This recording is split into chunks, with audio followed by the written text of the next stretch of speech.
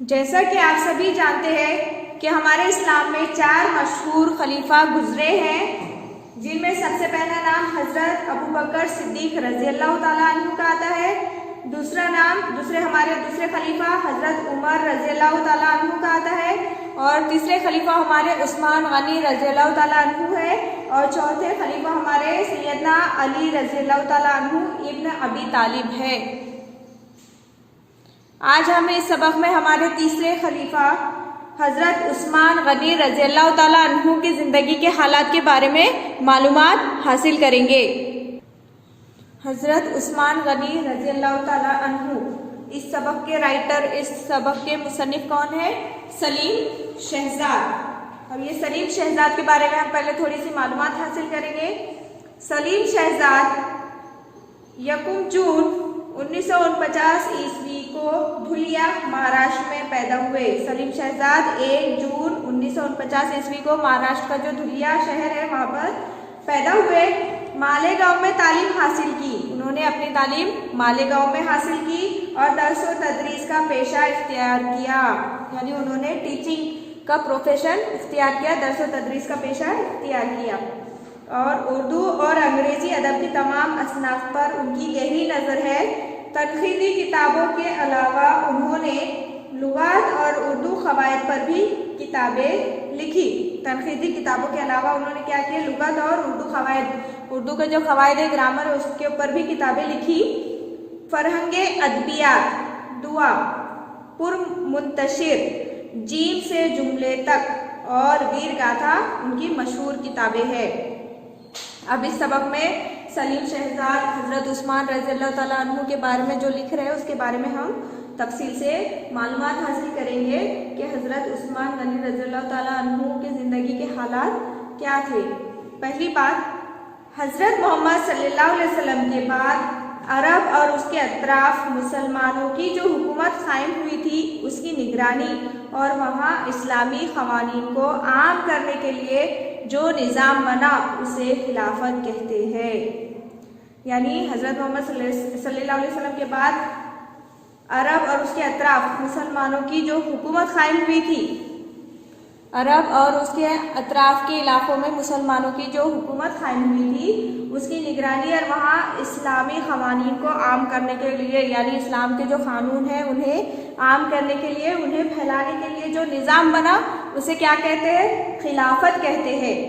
آپ 5ویں اور 6ٹھی جماعت میں حضرت ابو بکر صدیق رضی اللہ تعالیٰ عنہ اور حضرت عمر رضی اللہ تعالیٰ عنہ کی خلافت کے بارے میں معلومات حاصل کر چکے ہیں۔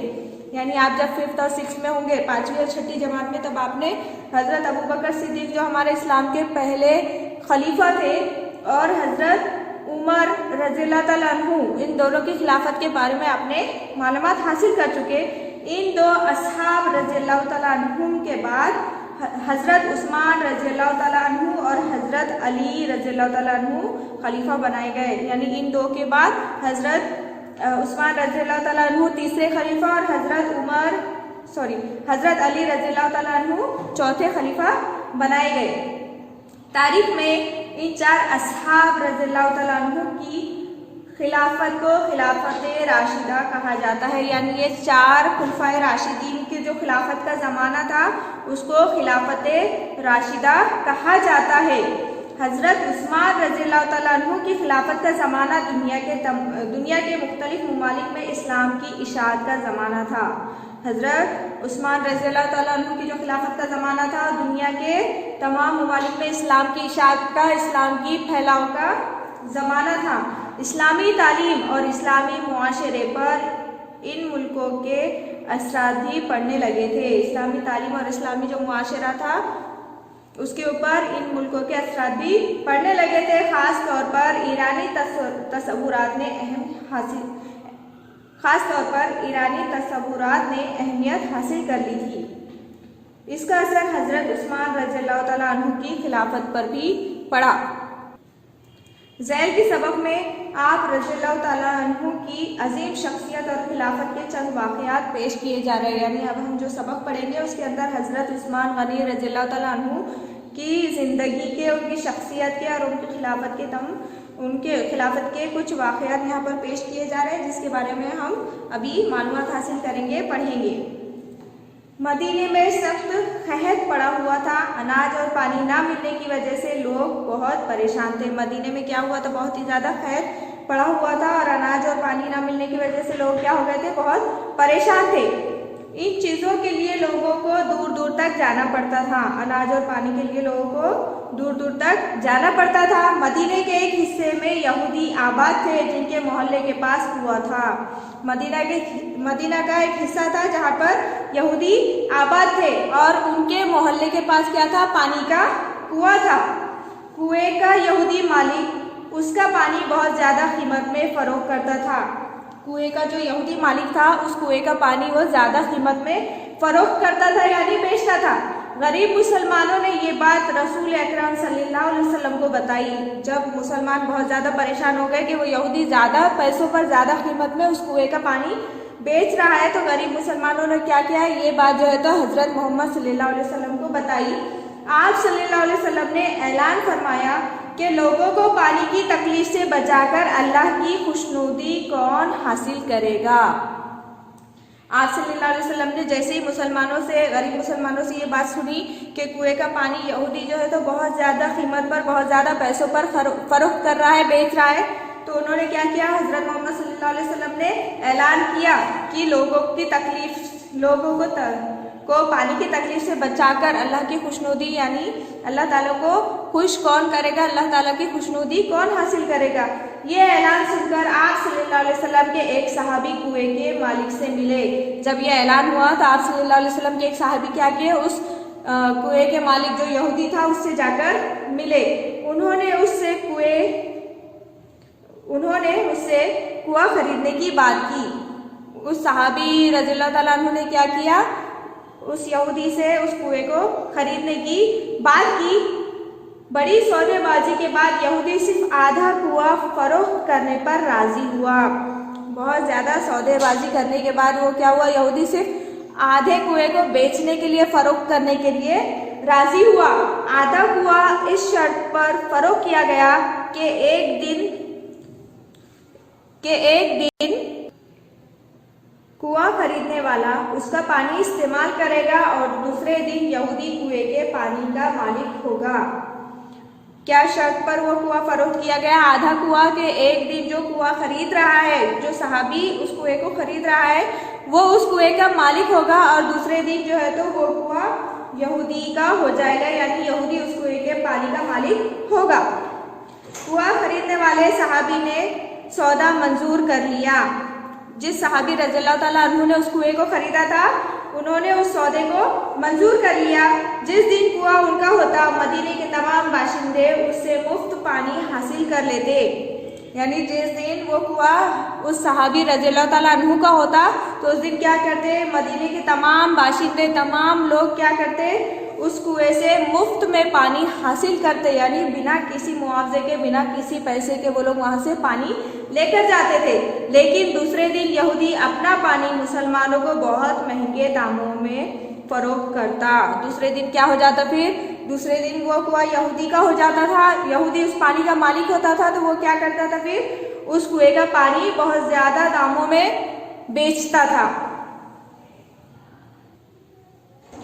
تب مسلمانوں نے یہ طے کیا کہ جس دن کنواں یہودی کا نہ ہوتا وہ 2 دنوں کا پانی جمع کر لیتے۔ اب یہ صورتحال جب مسلمانوں نے غور کی کہ جس دن جو ہے تو اس کنویں کا مالک وہ یہودی بن جاتا تو وہ زیادہ داموں میں، زیادہ پیسوں میں اس کنویں کا پانی فروخت کرتا تھا، بیچتا تھا، تو مسلمانوں نے کیا کیا کہ جس دن اس کنویں کے مالک وہ صحابی ہوتے، اس دن کیا کرتے؟ مسلمان 2 دن کا پانی ایک ساتھ جمع کر لیتے تھے۔ اس طرح دوسرے دن یہودی سے پانی خریدنے کوئی نہ جاتا، اور پھر ایسے کر کے مسلمانوں نے جو ترکیب کی کہ جس دن صحابی اس کنویں کے مالک ہوتے ہیں اس دن وہ کیا کریں گے؟ 2 دن کا پانی ایک ساتھ جمع کریں گے، اور اس طرح کر کے کیا ہو جاتا تھا؟ دوسرے دن اس یہودی سے پانی خریدنے کوئی بھی نہیں جاتا۔ परेशान होकर यहूदी ने कुआं खरीदने वाले सहाबी से कहा कि मैं पूरा कुआं बेचने के लिए तैयार हूँ। अब ये सूरत हाल हो गई थी कि जब मुसलमान उनसे पानी खरीदने के लिए बिल्कुल भी नहीं जा रहे थे, तो उस यहूदी की इनकम बंद हो गई थी, आमदनी बंद हो गई थी, और ये सूरत हाल से वो परेशान होकर क्या हुआ, उस यहूदी ने उस कुआं खरीदने वाले सहाबी से कहा कि मैं पूरा कुआं बेचने के लिए तैयार हूँ। सहाबी ने कुएं की बकिया कीमत भी अदा कर दी और उसे मदीने के सभी बाशिंदों के लिए वक्फ कर दिया। उस सहाबी ने क्या किया, उस बाकी आधे कुएं की जो कीमत थी उसे भी अदा कर दी और उसे मदीने के सभी बाशिंदों के लिए, सभी लोगों के लिए वक्फ कर दिया। वक्फ कर देना यानी अवाम की भलाई के लिए अपनी चीज बिला मुआवजा दे देना, यानी लोगों की भलाई के लिए, मदीने की लोगों की भलाई के लिए उन्होंने उस कुएं को, उनकी चीज यानी उनकी चीज क्या थी, वो कुआं उन्होंने खरीदा था, तो उसे बिला मुआवजा यानी बिना किसी पैसों के अवाम को वक्फ कर दिया था। कुआं खरीदने वाले ये सहाबी हजरत उस्मान रज़ियल्लाहु ताला अन्हु बिन अफ़्फ़ान थे, जो बाद में मुसलमानों के तीसरे खलीफा हुए। उस कुएं को किसने खरीदा था? जो हमारे इस्लाम के तीसरे खलीफा हजरत उस्मान गनी रज़ियल्लाहु ताला अन्हु है, उन्होंने खरीदे थे, जो बाद में क्या हुए, मुसलमानों के तीसरे खलीफा बने। हजरत उस्मान रज़ियल्लाहु ताला अन्हु का खानदान मक्के का एक मुमताज और बा इख्तियार खानदान था। मुमताज यानी यहाँ पर क्या मीनिंग है, बाइज्जत, नामवर और नुमाया। मुमताज के मीनिंग है बाइज्जत, नामवर और नुमाया। हजरत उस्मान रज़ियल्लाहु ताला अन्हु का जो खानदान था मक्के का एक मुमताज यानी बाइज्जत और नामवर खानदान था और बाइख्तियार खानदान था, जिसका शुमार कबीला कुरैश के रईसों में होता था। कुरैश का जो कबीला था उनके रईसों में उनके खानदान का शुमार होता था। उनकी वालिदा अरवा हजरत मोहम्मद सल्लल्लाहु अलैहि वसल्लम की करीबी रिश्तेदार थी। हजरत उस्मान रज़ियल्लाहु ताला अन्हु की जो वालिदा थी उनका नाम अरवा है, तो वो कौन थी? हजरत मोहम्मद सल्लल्लाहु अलैहि वसल्लम की करीबी रिश्तेदार। हजरत उस्मान रज़ियल्लाहु ताला अन्हु मियाना कद और मजबूत बदन के खूबरू शख्स थे। मियाना कद यानी मीडियम हाइट के और मजबूत बदन यानी ताकतवर और खूबरू शख्स। खूबरू के मीनिंग है यहाँ पर खूबसूरत, यानी बहुत ही ज्यादा खूबसूरत थे। ये बात भी मशहूर है कि हजरत मोहम्मद सल्लल्लाहु अलैहि वसल्लम से हजरत उस्मान रज़ियल्लाहु ताला अन्हु की बहुत ज्यादा मुशाबहत थी। मुशाबहत यानी मुताबिकत, मुमासिलत, यानी ये बात भी बहुत मशहूर है कि हजरत उस्मान रज़ियल्लाहु ताला अन्हु हजरत मोहम्मद सल्लल्लाहु अलैहि वसल्लम से ज्यादा बहुत दोनों मतलब मुशाबा थे, बहुत ज्यादा मुशाबा थे, एक जैसे थे। हजरत उस्मान रज़ियल्लाहु ताला अन्हु निहायत बाहया, सब्र करने वाले, नर्म दिल और सखी थे। बाहया यानी हयामंद और सब्र करने वाले और नर्म दिल और सखी थे हजरत उस्मान रज़ियल्लाहु ताला अन्हु। अपनी सखावत की वजह से वो गनी कहलाए। वो बहुत सखी थे, उनकी सखावत की वजह से वो क्या कहलाए? गनी। वो सफाई पसंद थे, रोजाना गुस्ल करते, साफ सुथरे कपड़े पहनते। वो सफाई पसंद थे, रोजाना गुस्ल करते, साफ सुथरे कपड़े पहनते और खुशबू लगाते थे। हजरत उस्मान गनी रज़ियल्लाहु ताला अन्हु, उन्हें साफ सफाई बहुत पसंद थी। वो रोजाना गुस्ल करते थे और साफ सुथरे कपड़े पहनते और खुशबू लगाते यानी इतर लगाते थे। इस्लाम कबूल करने के बाद हर जुमा एक गुलाम आजाद करना उनका शियार बन गया था। शियार यानी तरीका, आदत। इस्लाम जब उन्होंने कबूल किए थे हजरत उस्मान गनी रज़ियल्लाहु ताला अन्हु ने, तो वो क्या करते थे? हर जुमा को एक गुलाम को आजाद करते थे, और ऐसा करना, हर जुमा को एक गुलाम को आजाद करना उनका शियार बन गया था, उनका तरीका, उनकी आदत, उनका मामूल बन गया था। खुद सादा खाना खाते लेकिन मेहमानों को हमेशा लजीज और उम्दा खाना खिलाते थे। हजरत उस्मान गनी रज़ियल्लाहु ताला अन्हु एकदम सादा खाना खाते थे, लेकिन जब उनके घर पे मेहमान आते थे तो उन्हें हमेशा लजीज और उम्दा यानी अच्छे अच्छे खाने खिलाते थे। खलीफा बन जाने के बाद भी उन्होंने कभी खुद को आम मुसलमानों से बरतर और अफजल नहीं समझा। जब हजरत उस्मान गनी रज़ियल्लाहु ताला अन्हु खलीफा बन गए थे, लेकिन खलीफा बनने के बावजूद भी उन्होंने अपने आप को عام مسلمانوں سے، عام لوگوں سے کبھی بھی ایک دم برتر اور افضل یعنی سب سے بڑا بالکل بھی نہیں سمجھا۔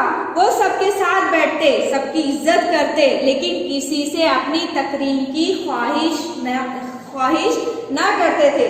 وہ سبھی کے ساتھ بیٹھتے تھے، سب کی عزت کرتے تھے، لیکن وہ کبھی یہ نہیں سوچتے تھے، تکریم یعنی تکریم میں ملے گا یہاں پر عزت۔ وہ سبھی کے ساتھ بیٹھتے، دوسرے لوگوں کی عزت کرتے تھے، لیکن کبھی وہ یہ نہیں سوچتے تھے کہ سامنے والے نے ان کی عزت کرنا، ان کی خواہش ایسی کبھی بھی نہیں تھی کہ دوسرے لوگوں نے انہیں عزت دینا۔ ایک مرتبہ اپنے ایک غلام سے کہا کہ میں نے تجھ پر جو زیادتی کی ہے مجھ سے اس کا بدلہ لے لے۔ انہوں نے کیا کیا، ایک مرتبہ کا ذکر ہے کہ ان کا جو غلام تھا انہوں نے اس سے کیا کہا کہ میں نے تجھ پر جو بھی زیادتی کی، جو بھی ظلم کیا، تو اس کا مجھ سے بدلہ ابھی لے لے۔ اور ضد کر کے انہوں نے ملازم سے اپنے کان پکڑوائے، اور انہوں نے کیا کیا، ضد کی کہ نہیں تو اپنی اس کا زیادتی کا بدلہ مجھ سے لے لے۔ اور ضد کر کے انہوں نے کیا کیا، ان کے غلام سے کہا کہ تو میرا کان ابھی پکڑ لے، اور انہوں نے اپنے ملازم سے اپنے کان پکڑوائے۔ جب اس نے نرمی سے ان کے کان پکڑے تو کہا بھائی خوب زور سے پکڑ، کیونکہ دنیا کا بدلہ آخرت کے بدلے سے آسان ہے۔ ان کے ملازم نے جب ان کا کام ایک دم نرمی سے ایک دم دھیرے سے پکڑا تو انہوں نے کہا کہ بھائی تو ایک دم زور سے پکڑ، زور سے کھینچ، کیونکہ دنیا کا بدلہ کیا ہے، آخرت کے بدلے سے بہت ہی زیادہ آسان ہے۔ حضرت محمد صلی اللہ علیہ وسلم نے اپنی ایک بیٹی بی بی رقیہ رضی اللہ تعالی عنہا کا نکاح حضرت عثمان رضی اللہ تعالی عنہ سے کر دیا تھا۔ ہمارے نبی صلی اللہ علیہ وسلم کی بیٹی حضرت بی بی رقیہ رضی اللہ تعالی عنہا کا نکاح حضرت عثمان غنی رضی اللہ تعالی عنہ سے انہوں نے کیا تھا۔ مکے میں جب مسلمانوں پر بہت ظلم ہونے لگا تو وہاں کے کچھ مسلمان حضرت صلی اللہ علیہ وسلم کی اجازت سے ملک کے حبشہ جا کر آباد ہو گئے۔ حبش کیا ہے؟ افریقہ کا ایک ملک، ایتھوپیا ہے۔ تو وہاں پر جب مکے میں مسلمانوں پر زیادہ ظلم و ستم ہونے لگا تو انہوں نے کچھ مسلمانوں نے کیا کیا، آپ حضرت صلی اللہ علیہ وسلم کی اجازت سے ملک حبش جا کر یعنی افریقہ کا ایک ملک ایتھوپیا ہے وہاں جا کر آباد ہو گئے۔ حضرت عثمان رضی اللہ تعالیٰ عنہ بھی اپنی اہلیہ محترمہ کے ساتھ حبش کی ہجرت کر گئے، اور ان مسلمانوں کے ساتھ حضرت عثمان رضی اللہ تعالیٰ عنہ اور ان کی اہلیہ یعنی اہلیہ محترمہ یعنی ان کی بیوی کے ساتھ وہ بھی حبش کی طرف ہجرت کر گئے۔ چند برسوں کے بعد جب یہ بات مشہور ہوئی کہ مکے کے لوگ مسلمان ہو گئے ہیں تو حضرت عثمان رضی اللہ تعالیٰ عنہ واپس تشریف لے آئے، مگر کافروں کے مسلمان ہو جانے کی خبر جھوٹی تھی۔ کچھ سال گزر جانے کے بعد یہ بات مشہور ہو گئی کہ مکے کے لوگ جو ہے تو کیا ہو گئے، مسلمان ہو گئے۔ تو یہ خبر سن کر کیا کیا، حضرت عثمان رضی اللہ تعالیٰ عنہ نے وہ واپس مکے میں تشریف لائے، لیکن کافروں نے اپنی یہ جھوٹی خبر پھیلائی تھی کہ ہم نے اسلام قبول کیا، بلکہ ایسا بالکل بھی نہیں ہوا تھا، انہوں نے اسلام قبول نہیں کیا تھا۔ ان کے ظلم و ستم مسلمانوں پر برابر جاری تھے۔ جیسے ہی وہاں کے مسلمان واپس آئے مکے میں تو انہوں نے ان پر دوبارہ سے ظلم و ستم کرنا شروع کر دیا۔ حضرت عثمان رضی اللہ تعالیٰ عنہ آپ رسول اکرم صلی اللہ علیہ وسلم کے ساتھ مکے ہی میں رہے۔ اب ان کے کافروں کے ظلم و ستم کے باوجود بھی اب حضرت عثمان رضی اللہ تعالیٰ عنہ رسول اکرم صلی اللہ علیہ وسلم کے ساتھ مکے ہی میں رہے۔ اس کے بعد موقع آیا تو انہوں نے اپنے خاندان کے ساتھ مدینہ ہجرت کی۔ اس کے بعد ایک موقع آیا جب انہوں نے ان کے خاندان کے ساتھ مدینے کو ہجرت کی۔ ایک بیماری میں جب بی بی رقیہ رضی اللہ تعالیٰ عنہا کا انتقال ہو گیا تو حضرت صلی اللہ علیہ وسلم نے اپنی دوسری بیٹی بی بی ام کلثوم رضی اللہ تعالیٰ عنہا کو حضرت عثمان رضی اللہ تعالیٰ عنہ کے نکاح میں دے دیا۔ جب ان کی بیوی حضرت بی بی رقیہ رضی اللہ تعالیٰ عنہا کی بیماری کی وجہ سے انتقال ہو گیا تو ہمارے نبی صلی اللہ علیہ وسلم نے کیا کیا، ان کی دوسری بیٹی جن کا نام بی بی ام کلثوم رضی اللہ تعالیٰ عنہا تھا، ان کا نکاح اس نے حضرت عثمان غنی رضی اللہ تعالیٰ عنہ سے کروا دیا۔ رسول اکرم صلی اللہ علیہ وسلم کی دو بیٹیوں سے نکاح کرنے کے سبب حضرت عثمان رضی اللہ تعالیٰ عنہ ذوالنورین یعنی دو نور والے کہلائے۔ رسول اکرم صلی اللہ علیہ وسلم کی دو بیٹیوں کے ساتھ نکاح ہونے کی وجہ سے ذوالنورین یعنی دو نور والے کسے کہا جاتا ہے؟ حضرت عثمان غنی رضی اللہ تعالیٰ عنہ کو۔ ایک بار قحط ہی کے زمانے میں حضرت عثمان رضی اللہ تعالیٰ عنہ کے یہاں غلے سے لدے ہوئے 1000 اونٹ آئے۔ ایک بار کا ذکر ہے کہ قحط کے زمانے میں جو ہے تو حضرت عثمان رضی اللہ تعالیٰ عنہ کے یہاں غلے سے لدے ہوئے کتنے اونٹ؟ 1000 اونٹ آئے۔ غلے سے یعنی جو ضروری اسباب ہوتے ہیں، مال و اسباب، ضروری سامان، ضروری اشیاء جو ہوتی ہے ضرورت زندگی کی، ان سے لدے ہوئے 1000 اونٹ آئے۔ مدینے کے بہت سے تاجر دوڑے ہوئے ان کے پاس پہنچے اور انہوں نے دگنی قیمت پر غلے کا سودا کرنا چاہا۔ مدینے کے جتنے بھی تاجر تھے انہوں نے کیا کیا؟ وہ جلدی سے جیسے ہی سنے کہ غلے سے لدے ہوئے 1000 اونٹ آئے، انہوں نے کیا کیا؟ اس غلے کے سامان کا دگنی قیمت پر سودا کرنا وہ لوگ چاہ رہے تھے۔ حضرت عثمان رضی اللہ تعالیٰ عنہ نے انہیں جواب دیا کہ مجھے تو اس مال کے بدلے 10 گنا زیادہ قیمت ملنے والی ہے۔ جب تاجروں نے اس غلے کا سودا دگنی قیمت پر کرنا چاہا تو حضرت عثمان رضی اللہ تعالیٰ عنہ نے کیا فرمایا کہ مجھے تو اس غلے کی 10 گنا قیمت زیادہ ملنے والی ہے۔ تاجروں کو حیرت ہوئی کہ 10 گنا نفع پر ان کا مال کون خریدے گا؟ اب یہ بات سن کر تاجر بہت حیرت میں پڑ گئے اور وہ یہ سوچنے لگے کہ 10 گنا زیادہ نفع پر ان کا مال کون خریدے گا؟ حضرت عثمان رضی اللہ تعالیٰ عنہ نے سارا غلہ ضرورت مند عوام میں تقسیم کر دیا اور تاجروں سے کہا کہ اللہ تعالیٰ ایک نیکی کے بدلے 10 نیکیوں کا ثواب عطا کرتا ہے۔ حضرت عثمان رضی اللہ تعالیٰ عنہ نے کیا کیا؟ جتنا بھی غلے کا سامان تھا وہ تمام ضرورت مند عوام میں لوگوں میں تقسیم کر دیے، بانٹ دیے، اور تاجروں سے کیا کہا انہوں نے کہ اللہ تعالیٰ ایک نیکی کے بدلے 10 نیکیوں کا ثواب عطا کرتے ہیں، دیتے ہیں۔ دنیا والوں میں اسلام کا پیغام پہنچانے اور مسلمانوں کو مشرکین کے ظلم و ستم سے بچانے کے لیے حضرت عثمان رضی اللہ تعالیٰ عنہ نے رسول اکرم صلی اللہ علیہ وسلم کے ساتھ بہت سی لڑائیوں میں حصہ لیا۔ اسلام کا پیغام پہنچانے کے لیے اور مسلمانوں کو مشرکین یعنی شرک کرنے والے لوگوں کے ظلم و ستم سے بچانے کے لیے حضرت عثمان رضی اللہ تعالیٰ عنہ نے رسول اکرم صلی اللہ علیہ وسلم کے ساتھ بہت سی لڑائیوں میں حصہ بھی لیا۔ عرب کے ایک مقام تبوک میں جب لڑائی کا موقع آیا تو انہوں نے اس لڑائی کے لیے تجارت سے حاصل ہونے والا نفع اللہ کی راہ میں خرچ کر دیا۔ عرب کے ایک مقام میں تبوک جب وہاں پر لڑائی کا موقع آیا تو انہوں نے اس لڑائی کے لیے کیا کیا؟ تجارت سے انہیں جتنا بھی نفع حاصل ہوا تھا اسے اللہ کی راہ میں خرچ کر دیا۔ بہت سارا فوجی ساز و سامان حضرت عثمان رضی اللہ تعالیٰ عنہ نے اپنے خرچ سے مہیا کیا اور 1000 دینار نقد پیش کیے۔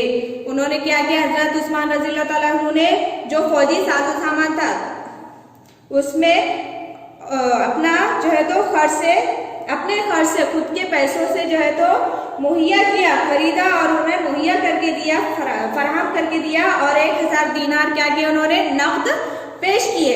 حضرت عمر رضی اللہ تعالیٰ عنہ بن خطاب کی شہادت کے بعد 6 صحابہ رضی اللہ تعالیٰ عنہ کی جماعت نے آپس میں مشورہ کر کے حضرت عثمان رضی اللہ تعالیٰ عنہ کو مسلمانوں کا خلیفہ مقرر کیا۔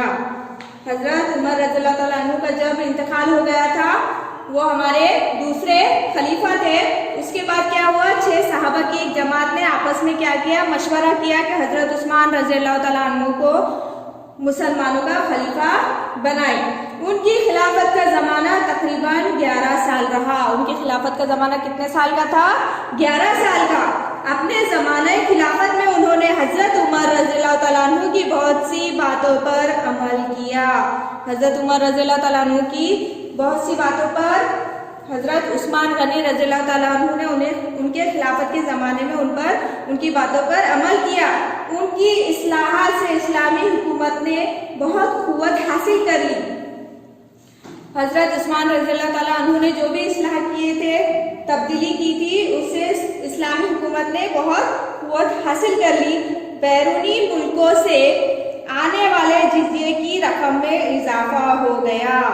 جزیہ کسے کہتے ہیں؟ یہاں پر اسلامی حکومت میں رہنے والے غیر مسلموں سے ان کی حفاظت کے لیے لی جانے والی معمولی رقم کو جزیہ کہتے ہیں۔ یعنی اسلامی حکومت میں جہاں پر اسلامی لوگوں کی، مسلمانوں کی حکومت ہوتی ہے، وہاں پر جو غیر مسلم ہوتے ہیں ان کے رہنے کے لیے، ان کی حفاظت کے لیے جو معمولی رقم لی جاتی ہے اسے جزیہ کہتے ہیں۔ تو بیرون ملکوں سے آنے والے جزیے کی رقم میں حضرت عثمان غنی رضی اللہ تعالیٰ عنہ کے زمانے میں اضافہ ہو گیا۔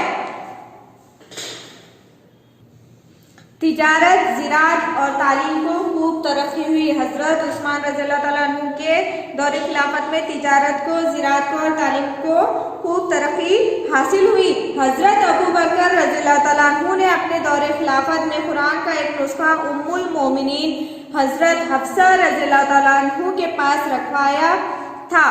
حضرت عثمان رضی اللہ تعالیٰ عنہ نے ان سے یہ نسخہ منگوا کر اس کی نقلیں تیار کروائی اور اسلامی ملکوں میں بھجوا دی تاکہ مسلمان حضرت صلی اللہ علیہ وسلم سے ثابت شدہ قرأت کے مطابق قرآن کی تلاوت کرے۔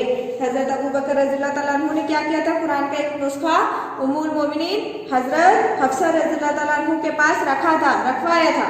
تو حضرت عثمان رضی اللہ تعالیٰ عنہ نے کیا کیا؟ اس نسخے کو منگوا کر اس کی نقلیں تیار کی اور اسلامی ملکوں میں بھجوا دی۔ جو اسلامی ممالک تھے وہاں پر انہوں نے اس نسخے کو بھیج دیا اور تاکہ مسلمان حضرت صلی اللہ علیہ وسلم سے ثابت شدہ قرأت کے مطابق قرآن کی تلاوت کرے۔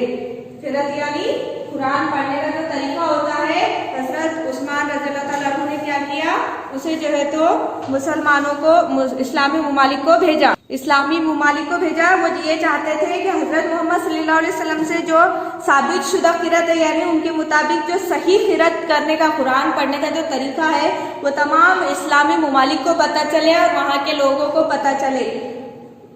اور حضرت عثمان رضی اللہ تعالیٰ عنہ کا یہ ایک بڑا دینی کارنامہ تھا۔ عثمان رضی اللہ تعالیٰ عنہ کا سب سے بڑا دینی کارنامہ یہی تھا کہ انہوں نے جو نسخہ منگوا کر تمام اسلامی ممالک کو بھیجے تاکہ لوگ اس سے واقف ہو سکے، قرآن شریف کی صحیح تلاوت کرنے کا، صحیح پڑھنے کے طریقے سے واقف ہو سکے۔ یہ ان کا سب سے بڑا دینی کارنامہ تھا۔ حضرت عثمان رضی اللہ تعالیٰ عنہ ایک نرم دل انسان تھے۔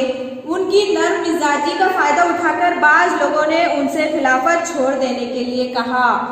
حضرت عثمان رضی اللہ تعالیٰ عنہ بہت ہی زیادہ نرم دل تھے اور ان کی نرم مزاجی کا فائدہ اٹھا کر کچھ لوگوں نے ان سے کیا کہا کہ تم خلافت چھوڑ دو۔ انہوں نے جواب دیا، اللہ نے جو خلعت مجھے پہنائی ہے اس کو میں اپنے ہاتھ سے نہ اتاروں گا۔ خلعت یعنی وہ پوشاک جو بادشاہ یا بزرگوں کی طرف سے دی جائے، یعنی مراد مرتبہ۔ حضرت عثمان رضی اللہ تعالیٰ عنہ نے کیا کہا کہ اللہ تعالیٰ نے جو خلعت، جو مرتبہ، جو پوشاک مجھے پہنایا ہے، میں اسے اپنے ہاتھوں سے نہیں اتاروں گا۔ تب یہ لوگ بغاوت پر آمادہ ہو گئے اور انہوں نے حضرت عثمان رضی اللہ تعالیٰ عنہ کے مکان کو گھیر لیا۔ اب ایسا سننے کے بعد ان لوگوں نے کیا کیا؟ بغاوت کرنا شروع کر دیا اور انہوں نے حضرت عثمان رضی اللہ تعالیٰ عنہ کے مکان کو گھیر لیا۔ ایک دن محاصرہ کرنے والوں میں سے کچھ لوگ وہاں آئے۔ محاصرہ یعنی گھیراؤ یا پھر چاروں طرف سے بند کر دینا۔ ایسے لوگوں میں سے کچھ لوگ کیا ہوا؟ وہاں پر آئے۔ حضرت علی رضی اللہ تعالیٰ عنہ کے بڑے بیٹے حضرت حسن رضی اللہ تعالیٰ عنہ نے انہیں روکا، مگر باغی انہیں زخمی کر کے مکان میں گھس گئے۔ حضرت عثمان رضی اللہ تعالیٰ عنہ کے مکان کو کچھ لوگوں نے گھیر لیا تھا اور حضرت حسن رضی اللہ تعالیٰ عنہ جو حضرت علی رضی اللہ تعالیٰ عنہ کے بیٹے تھے انہوں نے انہیں روکا، مگر باغی لوگ جو بغاوت کرنے پر تلے ہوئے تھے انہوں نے کیا کیا؟ حضرت حسن رضی اللہ تعالیٰ عنہ کو زخمی کر دیا اور وہ حضرت عثمان رضی اللہ تعالیٰ عنہ کے مکان میں گھس گئے۔ اس وقت حضرت عثمان رضی اللہ تعالیٰ عنہ قرآن کی تلاوت کر رہے تھے۔ جب وہ باغی لوگ ان کے مکان میں گھسے اس وقت حضرت عثمان رضی اللہ تعالیٰ عنہ کیا کر رہے تھے؟ قرآن شریف کی تلاوت کر رہے تھے۔ اسی حالت میں باغیوں نے انہیں شہید کر دیا۔ جب حضرت عثمان رضی اللہ تعالیٰ عنہ قرآن شریف کی تلاوت کر رہے تھے تو ان باغیوں نے انہیں اسی حالت میں شہید کر دیا۔ اس وقت ان کی عمر 80 سال سے زیادہ تھی۔ اس وقت حضرت عثمان غنی رضی اللہ تعالیٰ عنہ کی عمر کتنی تھی؟ 80 سال سے زیادہ تھی۔ اس طرح ہم نے اس سبق میں حضرت عثمان رضی اللہ تعالیٰ عنہ کے زمانے کے، ان کے زندگی کے، خلافت کے واقعات کے بارے میں معلومات حاصل کی۔ اب ہم جملوں کی قسمیں کون سی ہے اس کے بارے میں معلومات حاصل کریں گے۔ تو سب سے پہلے ہے بیانیہ جملہ۔ آپ کو بورڈ پر کچھ ایگزامپلس نظر آ رہے ہوں گے، اسے آپ اگر پڑھیں آپ اسے پڑھیے۔ پہلا ہے ایگزامپل، مدینے میں سخت قحط پڑا ہوا تھا، صحابی نے کنویں کی بقیہ قیمت بھی ادا کر دی۔ تھرڈ ایگزامپل ہے، وہ صفائی پسند تھے۔ فورتھ ہے، حضرت عثمان رضی اللہ عنہ نے سارا غلہ ضرورت مند عوام میں تقسیم کر دیا۔ اب اگر آپ ان جملوں کو غور کریں گے، غور سے پڑھیں گے تو آپ کو سمجھ میں آئے گا کہ ان جملوں میں کسی واقعے کی خبر مل رہی ہے، یعنی کچھ کام ہوا ہے، کسی واقعے کے بارے میں معلومات مل رہی ہے۔ تو ایسے جملوں کو بیانیہ جملہ کہا جاتا ہے۔ بیانیہ جملے کی تعریف کیا ہے؟ ایسا جملہ جس سے کسی واقعے کی خبر ملتی ہو بیانیہ جملہ کہلاتا ہے۔ ان جملوں میں آپ کو کچھ واقعے کی بارے میں خبر مل رہی ہے، معلومات مل رہی ہے، تو ایسے جملے جن میں واقعے کی خبر ملتی ہو کیا کہلاتا ہے؟ بیانیہ جملہ۔ یعنی فرسٹ سینٹینس میں فرسٹ ایگزامپل ہمیں کیا انفارمیشن مل رہی ہے، کیا خبر مل رہی ہے؟ قحط پڑا ہوا تھا۔ دوسرے میں قیمت بھی ادا کر دی۔ تیسرے میں صفائی پسند تھے۔ چوتھی ایگزامپل میں تقسیم کر دیا۔ یہ ایسے جملے جس سے ہمیں معلومات مل رہی ہے کہ کیا ہوا تھا، قحط پڑا ہوا تھا، قیمت ادا کر دی، صفائی پسند ہے اور تقسیم کر دیا، اس کے بارے میں ہمیں کیا مل رہی ہے؟ ان جملوں کے بارے میں ہمیں معلومات مل رہی ہے، واقعات کے بارے میں خبر مل رہی ہے، تو ایسے جملوں کو کیا کہا جاتا ہے؟ بیانیہ جملہ۔ بیانیہ جملے میں دو قسم کے جملے ہوتے ہیں، ایک مثبت جملہ اور ایک منفی جملہ۔ تو مثبت جملہ کسے کہتے ہیں؟ جب کسی جملے میں کام ہونے یا کرنے کی خبر ملتی ہے تو اسے مثبت جملہ کہتے ہیں۔ یعنی کسی جملے میں اگر ہمیں کوئی کام ہو رہا ہے یا کوئی کام کیا جا رہا ہے، اس کی خبر مل رہی ہے تو اسے کیا کہیں گے؟ مثبت جملہ۔ یعنی اب اگر یہ ایگزامپلس اگر آپ پڑھیں گے تو اس میں پتہ چلے گا کہ آپ کو قحط پڑا ہوا تھا، یہ کام ہو گیا تھا، یہ کام ہو رہا تھا، تو اس کے بارے میں ہمیں معلومات مل رہی ہے اور قیمت بھی ادا کر دی، یعنی قیمت دے دیے تھے، یہ کام ہو چکا تھا، اس کے بارے میں بھی ہمیں خبر مل رہی ہے، معلومات ہو رہی ہے کام کی۔ اور وہ صفائی پسند تھے اور انہوں نے تقسیم کر دیا، اس کے اندر میں بھی ہمیں کام ہونے کی خبر مل رہی ہے، معلومات مل رہی ہے، تو اسے ہم کیا کہیں گے؟ مثبت جملہ۔ اس کے برعکس منفی جملے کی بارے میں ہم پڑھیں گے اس کے بعد۔ منفی جملہ مثبت جملے کے بالکل برعکس ہوتا ہے۔ مثبت جملے میں ہمیں کسی کام کے ہونے کی خبر ملتی ہے، جبکہ منفی جملے میں اس کام کے نہ ہونے کی بارے میں ہمیں خبر ملتی ہے۔ منفی جملہ یعنی مثبت جملے میں نہیں یا نہ کا اضافہ کر دیا جائے تو وہ منفی جملہ بن جاتا ہے۔ یعنی ہم جو مثبت جملہ ہوتا ہے اگر اس جملے میں نہیں یا نہ کا استعمال کر دیں گے، اضافہ کر دیں گے تو وہ کیا ہو جائے گا؟ منفی جملہ بن جائے گا۔ اگر آپ نے ان ایگزامپلس میں ہی غور کیا، یہاں پر کیا ہے؟ قحط پڑا ہوا تھا، یہ کیا ہے؟ منفی جملہ۔ لیکن اگر ہم اس کے اندر صرف نہیں کا استعمال کریں گے، نہیں ایڈ کریں گے تو کیا ہو جائے گا؟ منفی جملہ ہو جائے گا۔ جیسے یہاں پر انفارمیشن ملی قحط پڑا ہوا تھا، یہ منفی مثبت جملہ ہے اور منفی بنانے کے لیے اس میں نہیں ایڈ کیے تو قحط نہیں پڑا تھا، یعنی یہ کیا ہو گیا؟ منفی ہو گیا، نہیں یعنی منفی بن گیا یہ جملہ۔ اس کے اندر قیمت بھی ادا کر دی، یہ کیا ہے؟ مثبت جملہ، یعنی یہاں پر کام ہو گیا۔ اور اسے منفی کرنے کے لیے ہم اس میں کیا کریں گے؟ صرف نہیں کا ایڈ کریں گے، نہیں کا اضافہ کریں گے، نہیں کو ایڈ کریں گے، یعنی قیمت نہیں ادا کی، یعنی یہاں پر کام کو ہوا نہیں ہے، تو اس کے بارے میں ہمیں کام کے نہ ہونے کے بارے میں خبر مل رہی ہے، تو یہ کیا ہو گئے؟ منفی جملہ۔ یہاں پر وہ صفائی پسند تھے، یعنی انہیں صفائی بہت پسند تھی۔ اب یہاں پر ہم کیا کریں گے؟ صرف نہ کا ایڈ کر دیں گے تو یہ کیا ہو جائے گا؟ منفی جملہ بن جائے گا، یہ مثبت سے منفی بن جائے گا، یعنی پسند نہ تھا۔ صرف کیا اضافہ کیا ہم نے؟ نہ کا۔ اسے مثبت جملے کو منفی بنانے کے لیے صرف نہیں یا نہ کا استعمال کیا جاتا ہے، اضافہ کیا جاتا ہے۔ چوتھے جملے میں تقسیم کر دیا، یہ ہے مثبت جملہ، لیکن اگر اسے منفی بنانا ہے تو کیا ہے؟ تقسیم نہیں کیا، یعنی ہم نے کیا کیا؟ اسے اس جملے کو منفی بنا دیے۔ جملے کو مثبت سے منفی بنانے کے لیے نہیں یا نہ کا استعمال کیا جانا किया जाए तो वो मनफी जुमला बन जाता है।